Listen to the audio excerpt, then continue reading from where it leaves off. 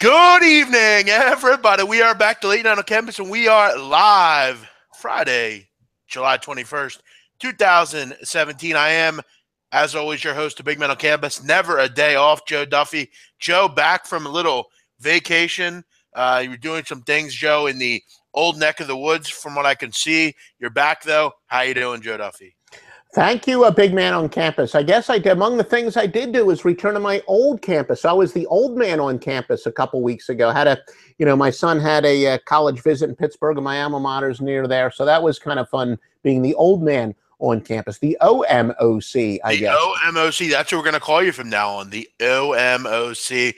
But, Joe, did you get a nice sandwich from did you go to the Italian market at all? What'd you do? We did not make it to the Italian market, but as far as sandwiches go, I kind of had a dream there where my goal was to visit all three of the finalists for the Food Network's top three sandwiches. I went to Permani Brothers, I went to Katz's Deli in New York, and then, of course, I had to go to Reading Terminal and have my Dinex. So they were the three finalists for the best sandwich in America in the Northeast, had all three. Very good. Good to hear. But we're back, as always, Friday evening, the Late Night on Campus. Plenty to do tonight. We'll chat about baseball, which I got to be honest, I'd rather talk about fucking knitting for the next half an hour. But, again, baseball, it's dog days of summer, Joe Duffy, which Donnie Rightside and I talked about today. Just waiting on a link here to get tweeted out. We're having some trouble with the links here, SBR. We're having trouble with them getting pushed out. Let me just get one of these links out. No link here. We need that to get tweeted out. Hopefully people will know we're on the air here, as always. But, Joe, the show must go on, as they say. Welcome in to everyone out there. If you're out there, please like the show, retweet it, let your friends know. Let's have some fun tonight. We are sponsored by the great folks at betonline.ag. BetOnline, one of the premier sports books in the business. If you're in the market for a new book, head on over there. Make sure when you're looking for a book, make sure one of them's BetOnline. There's obviously, Joe, football season coming up, and it's important that you're going out there and making sure you have a multitude of different books. And BetOnline should be at the top of your list. Great bonus structure, a lot of great things going on over there. And from what I understand, Joe Duffy, they just had a bad beat jackpot, I believe, on their poker site. So people are getting paid over there at BetOnline every day. Shout out to everyone in the chat box. If you bet Scherzer at Chase Field, well, D. Patrick came in here to troll. D. Patrick, again, if you're trolling someone on a Friday night in a chat box, find someone else to do with your time. Armin Hinosa, Guan White, Matt Varnum, Dale 04, Kyle Honeyset, Vitalis, all those people in here. Welcome in, and thanks for listening. Yes, I guess go ahead and jump on me that I bet on the Nationals. Again, I had minus 140 with Max Scherzer, but again, Joe Duffy, a stupid bet, I guess you could say. Well, we're always experts when it comes to 2020 hindsight, but I have to be honest with you, I'm the opposite. A lot of mine are going with big underdogs. So sure. A lot of times when my big underdogs lose, I look a little dopey, but as long as you judge me over 100 picks, over 1,000 picks, I come out ahead. I hear you on that. Let's jump into what happened today. A big couple innings for the St. Louis Cardinals. They go into Chicago and get a big win today behind Carlos Martinez. And, Joe, the Cubs really started to look up since the All-Star break. I think they had won 6 or 7 in a row. But, again, not one of their finer efforts today. Plenty of hits. I mean, they had 12 hits, but they weren't very good at runners in scoring position, and their bullpen wasn't particularly good. Edwards, Rendon, Grimm all give up runs. Not a particularly good day for them.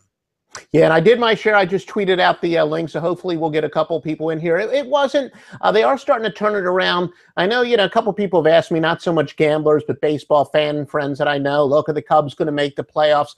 I wouldn't look so much. You don't need to look at the standings right now until maybe the final couple weeks of the year. The bottom line is the Cubs' destiny is in their own hands. If they win 60% of the remaining games, which they're more capable of doing, they are going to make the playoffs. And as you said, they've been showing a little signs of life, but the bottom line is they got to play a lot better than they have this year, but we know they're capable of more. And I still think they are going to make the playoffs, but who knows? Maybe we'll be debating this in September, mid-September. That's the most interesting division, I think, right now in baseball. I mean, you have The Brewers obviously leading that division. Cubs, a game and a half back. But then you get the Pirates, Joe, who are winning tonight. They're right on their heels. And the Cardinals only 4 back. I mean, you even look at the Reds. I mean, they're not going to win anything, but they've played pretty well this year, kind of up until the last 2 weeks.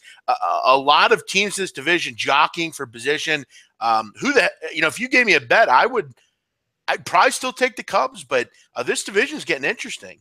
I do. I would take the Cubs. You're right. There are some teams hanging around the Milwaukee Brewers. I'm not one of those people that believes that at the end of the year they're going to be at the top of that division, but you can't argue with their record so far. I mean, they're only 6 games above 500. It's been a division where a lot of teams are mediocre. There's no awful team, but there's no great team. It's winnable. And the Pirates, look, who knows? They could surprise some people. They've done it in the past. I know a lot of my friends are Pirates fans, and they're not big believers in their Pirates, but still at the end of the day, without taking regards to any odds in Vegas, if you're asking me who I think is going to win the division, it is the Cubs. Yeah, I got to agree with you on that. I do have to say a big, my condolences if you have the Houston Astro run line. If you have the Houston Astros in general, you are someone that is on the edge of their seat right now. Joe, the Baltimore Orioles have put up 6 in the 8th and 9th tier, and they've managed to cut the deficit to 1 down in the Charm City. If you had the run line here, which I'm sure there are plenty of people that did, this is a tough beat. I mean, and this is a team, the Astros, who they've done this a couple times. I know they've won a lot of games by 2 or more runs, but I've been on the wrong side a couple times of this team, giving leads up late. They have some trouble, I think, in that bullpen, really kind of in the middle relief. Chris Davinsky's kind of the only name that you really trust. Ken Giles as well, but a nice effort here from Baltimore late. Yeah, Jimenez, I know he's been awful. He got drilled again early, and they had to come back. I got to be honest with you. I got Baltimore, and I won't apologize for it. I've had more than my share of bad beats this year. That would be a nice game that I already marked up as a loser. I see there are 2 outs, but two of my better regression to the mean angles, both one with a pitcher, one that says go with a pitcher with a much worse ERA under certain circumstances, another one that says go with a team with a worse run differential, and it essentially isolates when teams are in undervalued situations. I do have Baltimore still. All in all, it looks like I'm going to probably come up a little bit short, but Jimenez is terrible, but they managed to get some runs back after he was slapped around a little bit. I mean, I know he'd given up 24 runs in his last 25 innings pitched, but that's one of the reasons it kind of fell into my system where it said he's in a pretty good undervalued situation. But nice comeback, probably all for naught, but we'll see. Yeah, hey, you never know. With Mark Trumbull up, 16 home runs, who knows? You got to wonder, though, how Ubaldo Jimenez continues to get starts, Joe, at this point. I mean, ERA above 7. I mean, it seems like every time this guy pitches, he gives up 5, 6, 7 runs. Really just embarrassing at this point. Joe, we have to get to this game. I know it just started, but Max Scherzer has thrown 37 pitches. He's now out of the first inning, but the Arizona Diamondbacks up 4-0, 3 home runs by the first 3 hitters for the Nationals tonight. And look, we had a troll here earlier saying, hey, if you bet Scherzer, Chase Field, find something else to do with your time. And again, I mean, Joe, you would agree. Max Scherzer is probably the Cy Young winner in the NL right now. Not sure what was bad about this bet. I mean, the money went with this game. Didn't look bad at all. What is up with Max Scherzer? Just a bad outing, I guess? Most likely. And look, to be perfectly honest with you, and I've said none of the software I have, I can accurately track this, but I've always, it's been my observation, this might not be a bad chance to go with Washington on the live line, because I've seen a lot of cases where a team had the better pitcher, the other team gets off to the quick lead, and teams that have become big underdogs on the live line become good plays. But yeah, I mean, look, there's not a Cy Young Award winner. I don't think even when Ron Guidry had his 1.74 ERA, he had a bad outing here and there. So no need for anyone to panic about Max Scherzer. But on Twitter or whatever, we can always be an expert after the fact. Long way to go, Joe. We'll see what happens. Chris Edge, Joe Duffy is sharp. I bought his picks before last year. Very good, Chris. Joe is a sharp guy. That's why I like to deal with him on the show. Thank you, Chris. Yes, thank you, Chris. D. Patrick, I would like you to explain your comment, though, about Max Scherzer. You can't say it was a bad – I'm not sure how it was a bad bet. I would like to hear it. I'm just curious about your opinion there. I don't really know how it was a bad play. I do get where you would say maybe it didn't look right, but it's hard to pass up, let's say that. Miami, Joe, has the lead against Cincinnati in a rain-delayed game here in what do they call Cincinnati, Joe? The Queen City, I believe. Yes, that is correct. 2-1 Miami here in the early stages, only at the top of the fifth. You have Urena against Homer Bailey. Bailey's actually pitched decent in this game. 2 runs early, but he's since settled down, and Urena's pitched very well. A lower scoring game, a game that I think many thought would be a little bit more high scoring, but not a lot of action so far in this one. Phillies, Joe, that one is final down in South Philadelphia, down on Patterson Avenue. The Phillies, another winner here, the Phillies. And, Joe, I talked about the Brewers today in a game that I think this series is really kind of a make or break for this group. I mean, I think you look at their next 4 or 5 series against all good baseball teams coming up, really a series where you need to beat Philadelphia. You've had good success over this group for the last couple of years. It's hard for me to say where the Brewers cannot win 2 out of 3 or more here. And, they have to at least win the next 2 because they can't afford a bad series here with the Cubs breathing down their neck. Yeah, but keep in mind they were going against Aaron Nola, who's been tremendous. 1.78 ERA, a 0.99 WHIP over his last 5. I did have the Phillies. It's most of my systems say go with underdogs, but bad teams as favorites coming off of a win are generally very good plays. I had them here. I don't know, Jeff. I can't really use a make or break in the middle of July or late July. No, I guess my comment more or less was in the fact that you look at kind of foreshadowing over 6, 7 series here. I mean, a lot of really tough series. I mean, you got plenty of series in your division.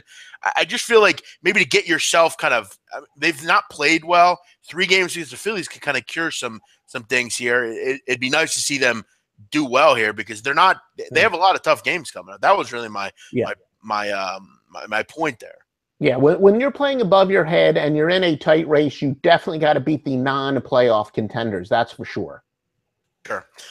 If you're out there, like the show. I know Friday's always a slower time for us here, especially during the summer. But, Joe, as we know, football's coming here, and it will get going here.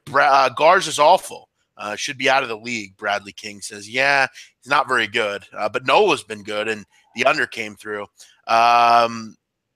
Jesus Christ, of course, now the Rangers win. Sorry to hear that, Zach Kenkel.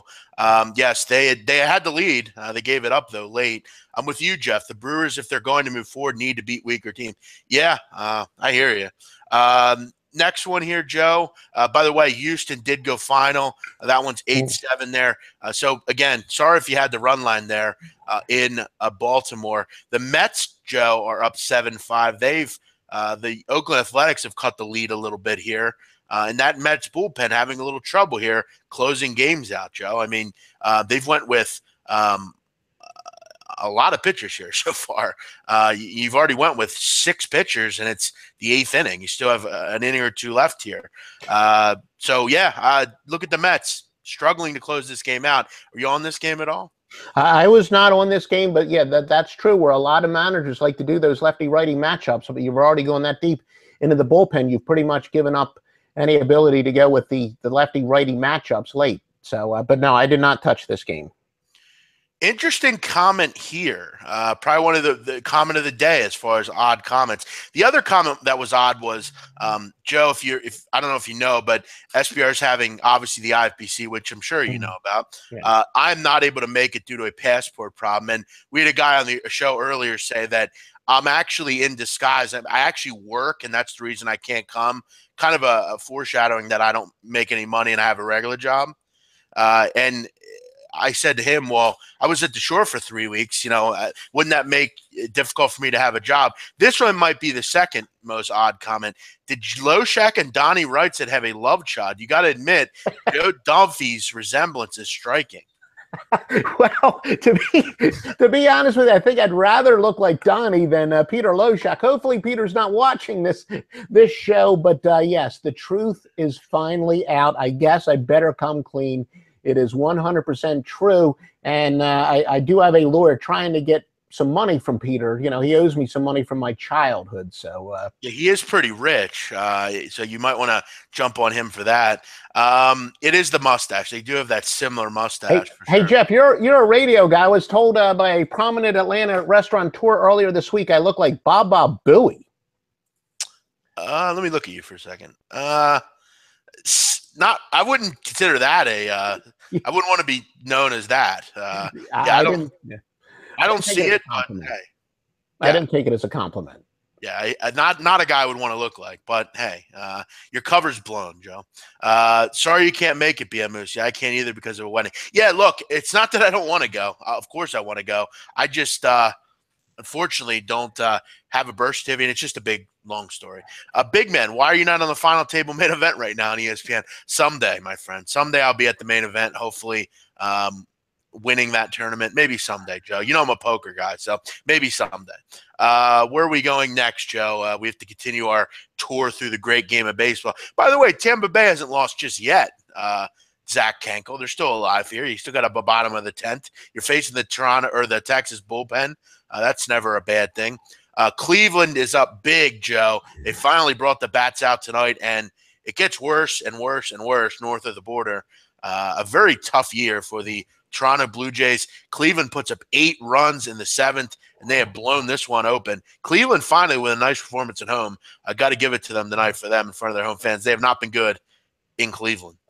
Yeah, they have not. But again, as I've alluded to before, that's one of the things that I've also found out, and that term that I use a lot in every sport, regression to the mean, that when people start to bet splits, whether it's betting against teams that are poor at home and good on the road, you can get yourself into some trouble. I've been able to run some software on that, and I used to bet splits myself, and it was a mistake. I hear on that. Also, people talking about Toronto being sellers. From what I've heard, they have gotten trade offers for Bautista. I think they're the oldest team in baseball, from what I'm correct in thinking. They have to make some moves, I would think. The Royals have tied it up, Joe. How about this development? They were down 5-2 in this game. They've scored 3 in the 4th and 2 in the 5th. It's a new baseball game out in Kansas City. They have 2 men on with just 1 out. Alex Gordon up to bat. James Shields not able to keep a lead here. James Shields, Joe, has really struggled, and it just gets worse for the White Sox. They are going to be a bet against for me for a while. They've really obviously unloaded. They're giving up, and their bullpen is nowhere near what it was. They're not hitting. They haven't hit all year. Tough.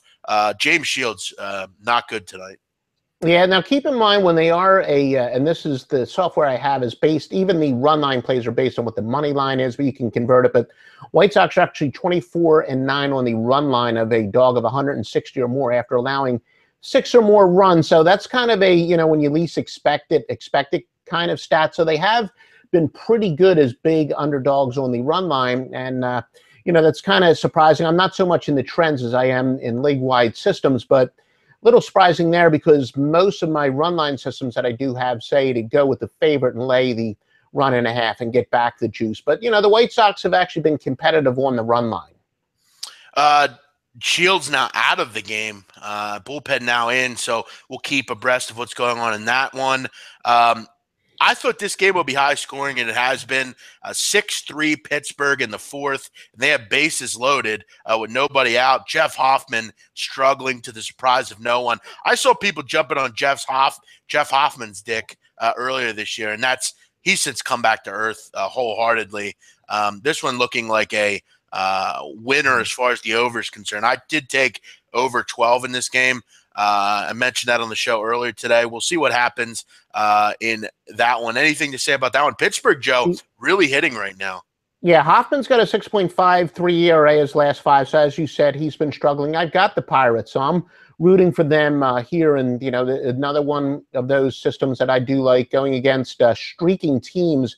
When you're on the road and the home team is streaking in the right direction, they're usually a pretty good go again. So the Pirates are doing very well for me there. And as you said, Hoffman was good at the beginning of the year, but he's gotten slapped around in his last 5 and now in his last 6.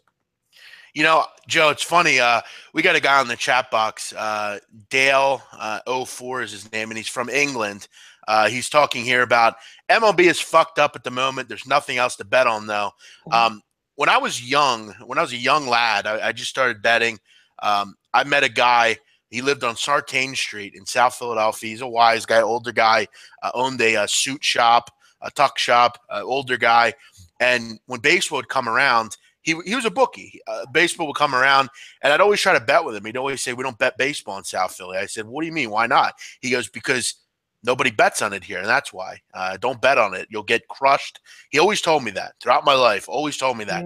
And you would think I would have took his advice. Most books in South Philly, the old school guys, don't even take baseball. They take the summer off, head on down to Margate and have some fun. But I wish I would have listened to that advice early in my career. Well, I got to admit, I guess every time I'm on, I got to use that score phone word. I got to talk about the score phones. I don't know when we broke it down by season if it was the case, but before there were offshore sports books, when people either had a bet in Vegas or bet with a local guy, I will tell you that Philly was always one of our best cities, but it may not have been during baseball season. That much I don't know. I can't say I agree with him. I do think that the biggest divide between the sharp and the square is in baseball, simply because the squares love betting favorites.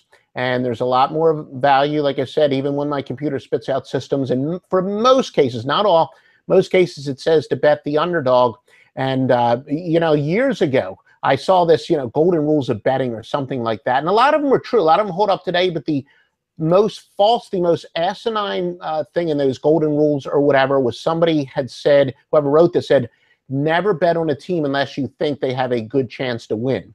And that is false. And even in baseball, I tell my customers this in the analysis, we're going with a system that's hitting less than 500, but you've got to stick with it each and every time. So I think that's probably why that bookmaker may have told you that. I think when you're betting on the team you think is most likely to win, too often we're subconsciously not aware of the lines, and that's why a lot of people get hurt in baseball. I think another thing was he often told me that no one ever bet it. The books were, you'd have a couple players, but it just really wasn't that profitable. But, hey, it's a bad week. It happens, right? Detroit up 5-3 on Minnesota. Surprising scoreline here, Joe. Detroit has not been a good bet on the road. I've had real issues away from D-Town, but Irvin Santana, not very good tonight. 3 1/3, gave up 5 earned runs. His worst outing of the year, you would think. I think he had one other bad one against the Angels, but balloons his ERA from 2.99 up to 3.26. Not a great. This team has trouble at home. The Twins really do. Yeah, Irvin Santana's actually been as much of a feast or famine. He's been a lot more feast this year, but 4 of his last 7 starts entering today, he's given up 5 or more earned runs. Yet 11 of his starts, he's given up 1 run or less. Now think about that. 11 of his starts, either no runs or 1 earned run, and 2 more of his starts. In fact, as it turns out, his last 2 starts, he's only given up 2 runs. So yeah, he's been good a lot more than he's been bad. But when he has been bad, he's been lit up a few times this year.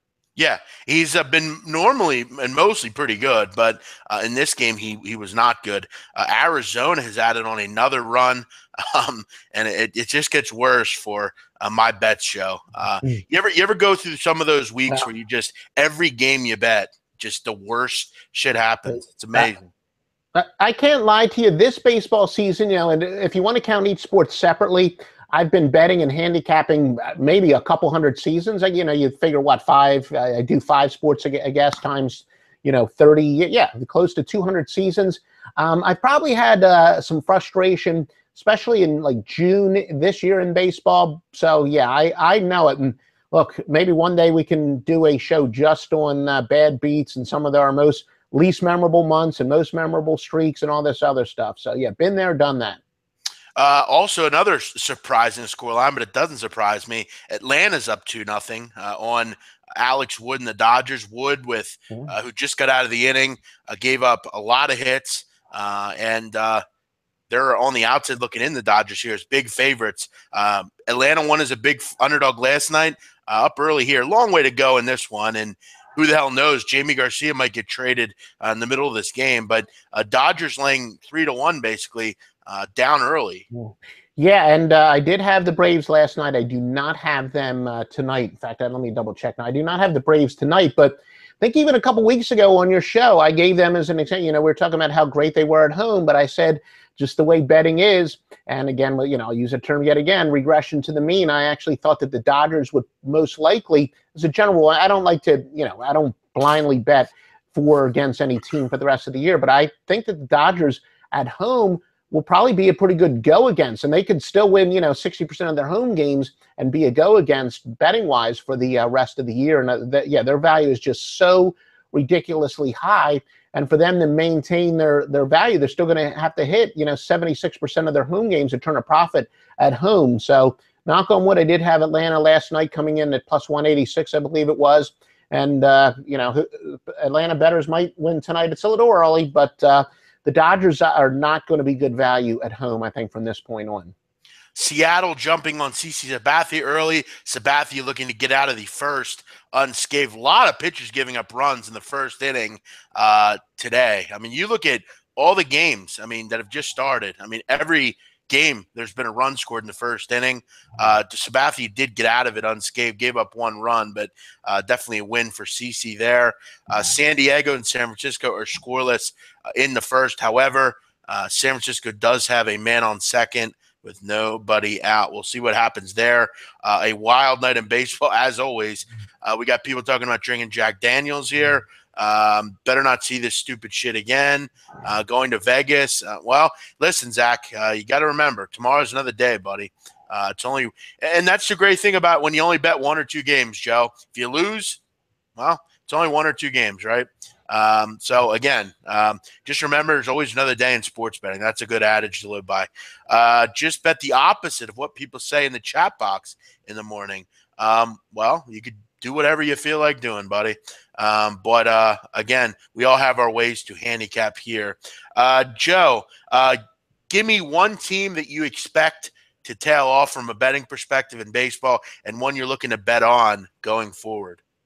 We sort of alluded to that. Like I said, I don't like to blindly bet for or against any teams, but I think the Dodgers, especially at home, were probably a team that I will bet against. And of course, in most cases, I'm going to be getting, 180, 190, 200. I'm not completely sold on Milwaukee. And like I said, like most of the world, I am expecting the Cubs to make their run, although, you're not going to get fantastic value on them. But, I would say off the top of my head, probably. And look, right here in Atlanta, the Braves have been very resourceful.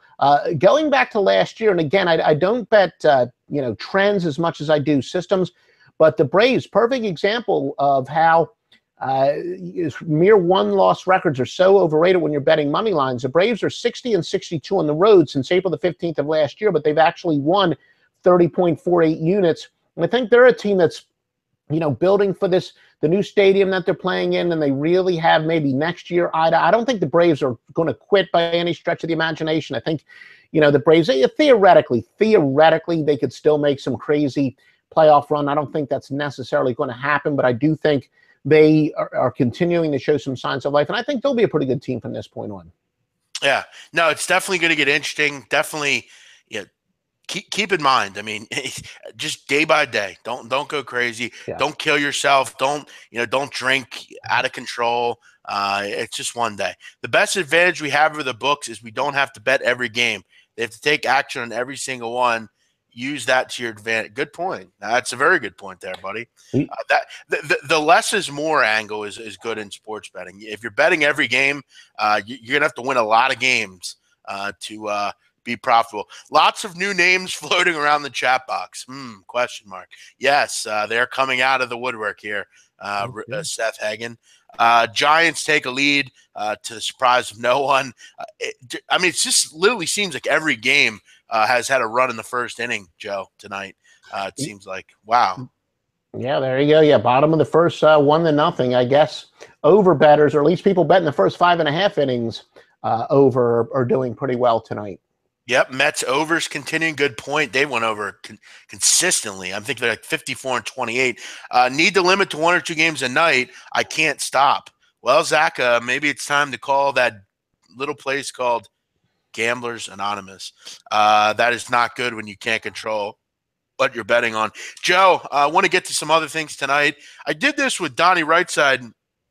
I think it was last week or the week before, chatting about a little NFL. I know you're a big NFL guy. Yeah. These are really just questions off the top of my head, and you don't got to go crazy in depth. Give me your first thing that comes to your mind as far as your thoughts on these questions. It's really kind of a buy or sell heading into the season here. So I'd like to hear your opinion. We can chat about them, kind of as training camp starts. Joe, we talked about the AFC North on the shows this week, and I think a lot of the premonitions were that the Browns would be a better football team this year, and I think we can agree they'll be improved. It's hard to not be as bad as they were last year. You look at defensively, they've improved. You would think still a question mark at quarterback, but you have some pieces there. You're not going to be a bottom feeder this year. You're going to cover some numbers, but from a winning perspective, can the Browns win 4 or 5 games this year? Yeah, I know the over-under is 4.5. Look, they can't be any worse. That's stating the blatantly obvious. Their front seven is pretty good. They got some questions in the secondary. As you said, they got 3 mediocre quarterbacks that are battling out for the starting position. I guess, maybe Kaiser's the guy who might have an upside. He certainly showed that he's an athlete. But look, Brock Osweiler I was never a fan of whatsoever. Cody Kessler, he did show a couple flashes last year, but I think he's just one of those guys that's going to be kind of a poor man's John Kitna. He could probably start on one of the bottom 5 teams in the NFL, which clearly Cleveland is, and maybe be a good backup, but I don't see much of a starter out of there. A lot of people love Greg Williams as their new defensive coordinator. Still, all in all, maybe they have something to build on defense, but their offense, I don't know. As much as I don't like to bet low totals under, I would call it not a bet, a pick, and that's another thing I've said many times. I do not like making futures bets because it can subconsciously bias you, make those week-to-week adjustments. But I would say Cleveland under, and I generally like to bet low totals over. Yeah, I think they're a 3 or 4 win team. I think they're a team that could honestly, cover some point spread just because I think they will have a pretty good defense. But you're right, with a question mark at quarterback, with not a great group of running backs. You lost Terrell Pryor as well. They could struggle to score some points for sure. I wish I could still bet on Gonzaga spreads every game. Yeah, I think we all would agree with that. Joe, next question. You're an Atlanta guy. You live in that area. Atlanta takes a step back with Kyle Shanahan leaving. Well, I think that's 2 different questions. I think they could certainly take a step back. I don't call it a jinx, but teams that lose the Super Bowl, look, it's always the higher you go, the further you're going to fall. I'm not a Kyle Shanahan fan.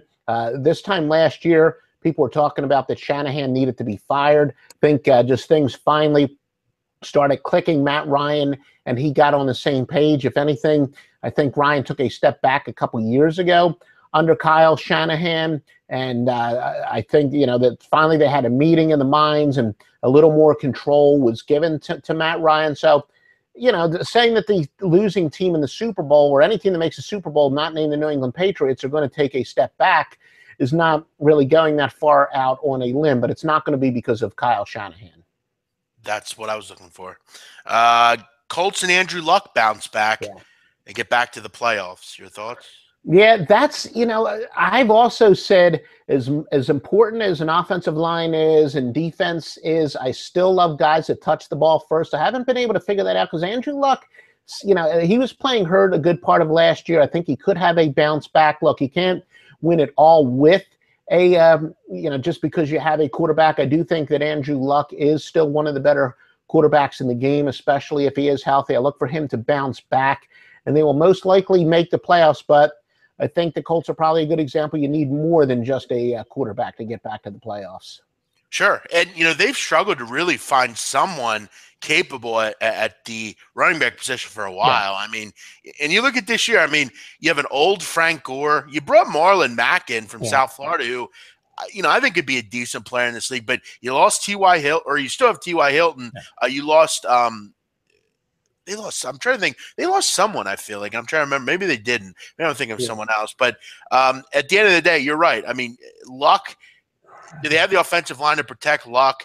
Yeah. Defensively, are they any better? I mean, they did go out and get Malik Hooker in the draft, but that team has really struggled defensively for a number of years. But that's a tough division down there. I mean, the Texans are better.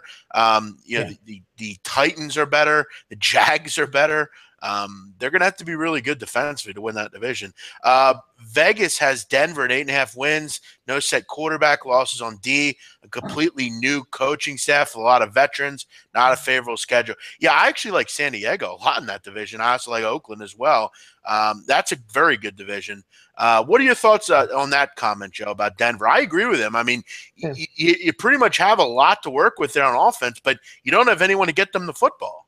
No, that is correct, and that's what I said when they actually thought that Brock Osweiler was the answer. I didn't agree with that. That's, I think that this will be, we talked about that on the draft show, that Houston hopefully got their quarterback, but the Texans are a perfect example of, it doesn't matter what you got around them. If you don't have a quarterback that can get them the football, you're not going to win football games. So hopefully, if you're a Houston Texans fan, you did make the right draft pick, and they'll probably be the favorites. But I agree, Denver's got to get a proven star to get the football spread around.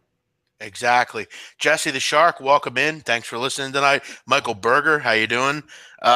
Joe, this is kind of a loaded question, but I want to hear your opinion.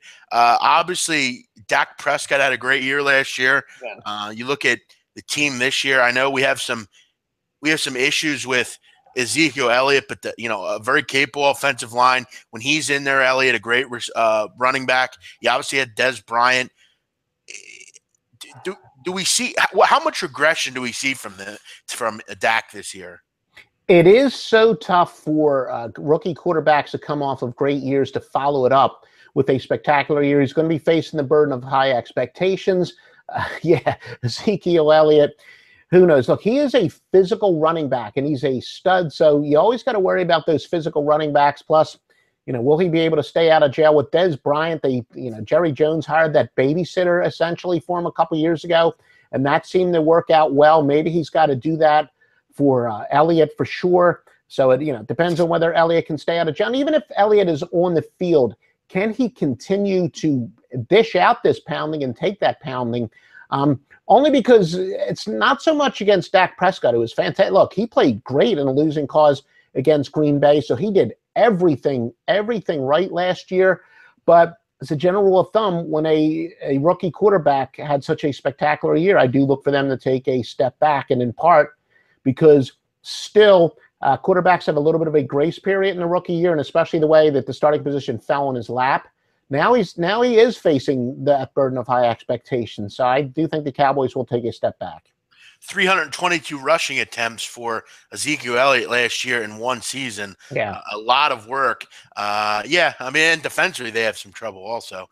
What do we have here? What's your opinion on Tampa Bay?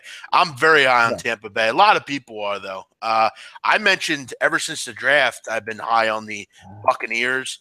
They're a team that I think you have to be excited about. You look at defensively, they still maintain a really good defense. A lot of names on that defense that you trust, particularly up front and in the linebacking core. And offensively, they're stacked. You bring in Deshaun Jackson, you add Chris Godwin, you still have Mike Evans there. You brought in O.J. Howard, a guy that I one of my favorite players in the draft. You have a really nice group of running backs there, and Jameis Winston has really come into his own. I don't think it's out of the question to think that they can win this division. I think Carolina still is going to take a little step back. I don't think they're going to be – I think they're about what they were last year, a little bit better. And New Orleans, I still think, has some work to do. I like this group, Tampa Bay, Joe. I agree 100%. They clearly needed to get some weapons for Jameis Winston. They did exactly that. Like you said, they got a beast at tight end, which I always like to have that safety valve to complement the big-name receivers. Everything is set for Jameis Winston this year. That's for sure. They got him all the weapons that he needs. And, like I said, for the reasons I explained, the Falcons could take a step back. Carolina, of course, they did take the big step back last year. They've got to progress. I think Tampa should be the favorites in that division. Amen. Is Joe a felon? He used to pimp hoes out of Atlanta strip clubs back in '05. I don't believe that was Joe. Joe, am I right? That wasn't you, right? No, the only time I used to go to strip clubs were either, the proverbial bachelor parties and whatnot. Which strip club was that? I've been to a few over the years, but I'll tell you what, since 2005, since 2000, I haven't been to all that many the last I 15 believe you years. said Magic City, I think. I've never even heard of Magic City. There possibly is one, but yeah, the Cheetah was a big one. The Gold Club was shut down many years ago. Tattletales was sung about in that "Girls, Girls, Girls" song. Who was that? Whatever that famous hard rock band was. But Magic City, I don't know if I've heard of that one. So that just shows you. It's a big strip club, an urban strip club down in Bankhead, I believe. Where else are we at here tonight? Is anyone in this chat wearing a ankle bracelet? I am. I'll show it to you sometime. Thoughts on the New York Giants offense? Nick, I've talked about them before. I'm not as in love as others are, and it's not just because I'm an Eagle fan. I don't go crazy with the thought of Brandon Marshall. That doesn't do that much for me. Can Eli not turn the football over? Yeah. Can they get a run game going? I think they've had trouble with the run game for a while. Again, I mean, there's a lot of names there, but really the only guy that I'm that worried about is ODB. I don't really – Brandon Marshall doesn't do that much for me, and Sterling Shepard's young still. They'll be very good. They have a great defense, but I think we need to pump the brakes a little bit on their offense, Joe. I agree. And look, Brandon Marshall is a guy with great talent, but whether or not I'd like to put all my stock in him, and I do think that Eli Manning is definitely on the downside of his career. There were plenty of jokes about, last year I called Eli Manning and he couldn't answer the phone because he couldn't find the receiver, or he sent a message and it got intercepted, all that other stuff. Manning really has to have a bounce back year.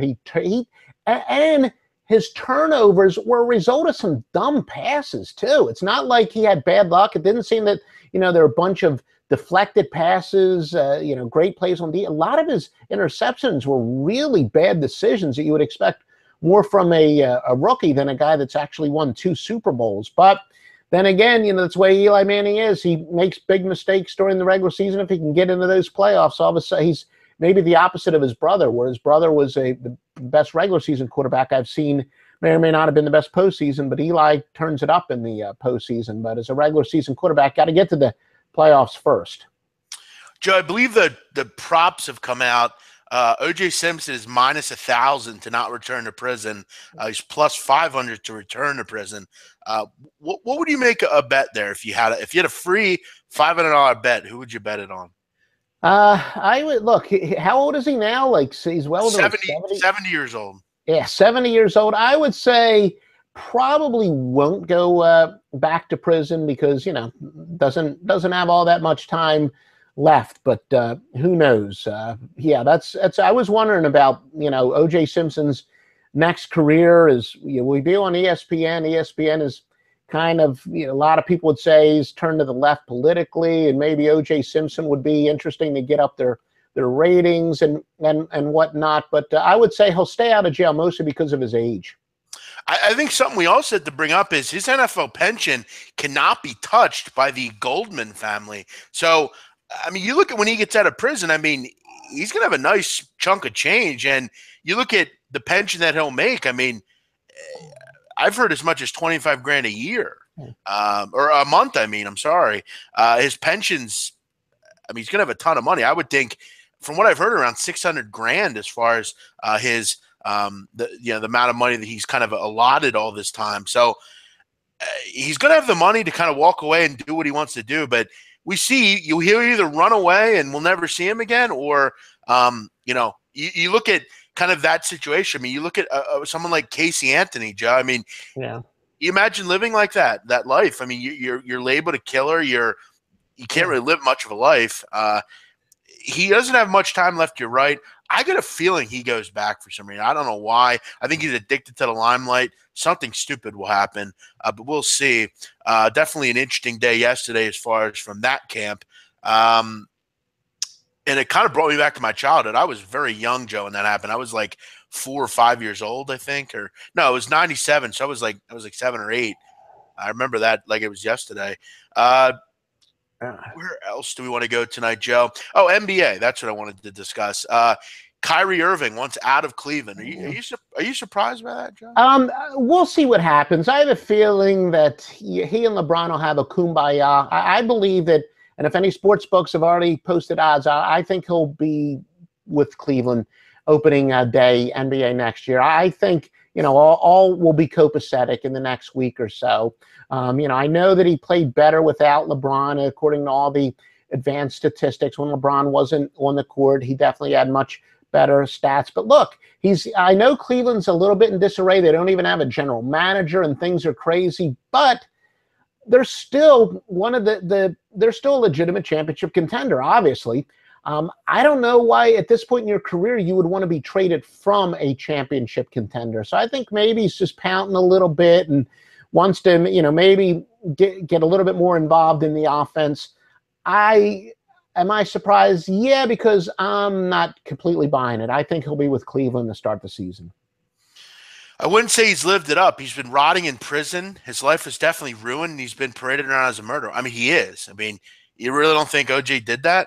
Come on, Vig, you're smarter than that. And as far as rotting in prison, I'm not sure if you understand the kind of conditions he was in. He wasn't exactly at Marion or Graterford or something. He was in a prison that's very low security. His groceries are brought in. He had a flat screen TV in his jail cell.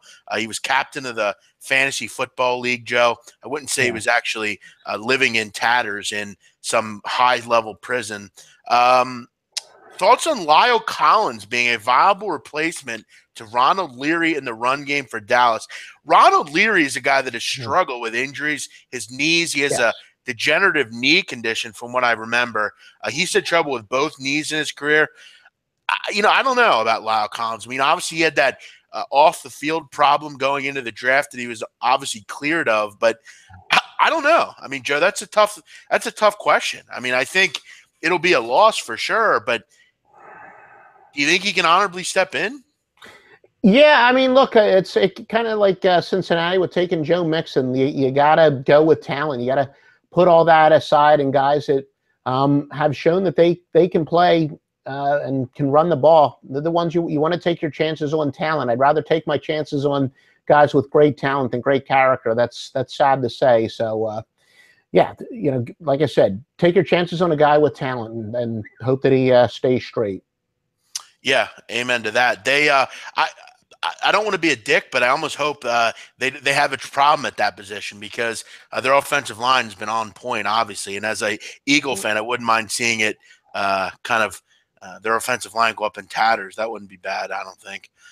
Joe, anything else tonight? We're obviously about 50 minutes in here. We're not going to continue to talk on here. It's been a fun show overall, and we've talked about plenty. Anything that caught your eye that we haven't talked about?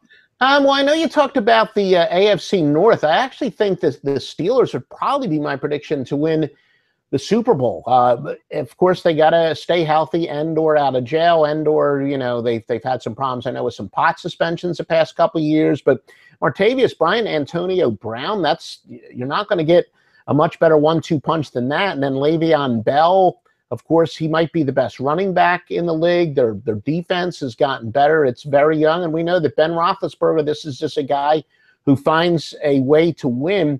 And, using my old theory as far as loving guys to touch the ball, I don't know how you get a better quarterback, running back, and wide receiver combination than the Steelers have. So the Steelers were probably my pick to win the Super Bowl. And again, I don't like to, make those long-term bets because I don't want to, inhibit my ability to make the in-season adjustments. But as far as the AFC North is concerned, that's probably my big statement from there. And of course, Cincinnati, I know they got some weapons behind Andy Dalton. I'm just not an Andy Dalton guy, so I think that's probably going to be an under. I think they'll have under 8.5 wins there. Yeah, you mentioned the Steelers. We talked about them, and I think the one concern would just maybe be defensively. Can all those young guys really kind of step up? They have a ton of young players, but again, yeah, I mean their offense is going to be really good, and they are one of the teams in that division that has a pretty stable offensive line. Cincinnati and Baltimore have some struggles on that end of the football. So yeah, I don't know if they can win. I mean, again, they can win the Super Bowl, sure, but I don't know if they'd be my first pick. But I definitely like them to win that division and ultimately see where they can go for sure. Floyd Mayweather's trademarking 49-1. He's trademarking a lot of things. He's trademarked 50-0 also. That is either some kind of ploy if there's a rematch. Sometimes as a businessman, you have to think ahead. Why wouldn't you just trademark everything you can? And that's probably why he's doing it. I don't think he's foreshadowing that he's going to lose or something. Who knows? Who knows why Floyd Mayweather does the things he does. Joe Duffy, as always, thanks for coming on tonight. We always appreciate it. Before we go, let listeners know where they can find you and what you have going on. Yeah, visit me at offshoreinsiders.com. Guys, you followed me since the Score Phones. I've done the famed preseason primer. Anybody who thinks you can't make money during preseason, that's absolutely crazy. And it was, one of your guys were saying in the chat box that one of the advantages that we have is that we as bettors, we can isolate on a couple games where the odds makers got to set lines on everything. Well, that applies during the preseason. They got to set lines on every single game. And you can isolate where you just read those online newspapers. You can find a lot of quote-unquote intangibles. A lot more of that applies in preseason than it does any other time of the year. And I'll still be doing my podcast where we'll tell you about the player rotations. And if you guys have me on, we'll talk about that, the players' rotation, some motivational stuff, etc. So preseason football is right around the corner, and I'm excited about the preseason. Well, the question, Joe, I have is when do you get me on the podcast?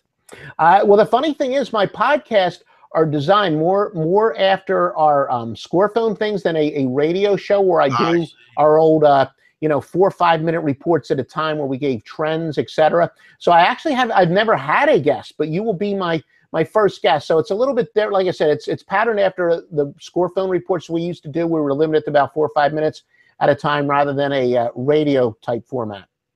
Very good. I'll look forward to that. Joe, one of our listeners is saying, say hello to Stevie Vincent. Do you know who Stevie is? Yeah, Stevie Vincent's one of the guys on my site, known him since the free scoreboard days. So, yes, I will pass along the message. Very good. Joe, we can find all your podcasts at offshoreinsiders.com. Is that correct? You can find it at Offshore Insiders. I'm on iTunes and Stitcher and TuneIn. So if you just enter Offshore Insiders. Also, I simulcast them on YouTube, so it's youtube.com/offshoreinsiders. There we go, offshoreinsiders.com. I'm the big man on campus. He's Joe Duffy. We're here at SBR Sports Picks. Remember, tomorrow, 12:30 Eastern, same time, same place. Donnie Rightside and I will go over the entire Major League Baseball card. We'll go through yet another day of baseball, which will always be fun. We also have the WNBA All-Star Game coming up this weekend, which I know a lot of us are excited about. Plenty to do tonight. I actually have to go, Zach. I got to go get a haircut, which is coming up here very quickly. So I got to get off here. But as always, guys, have a great night. Be safe if you're going out. And we'll see you tomorrow here on SBR and SBRSportsPicks.com.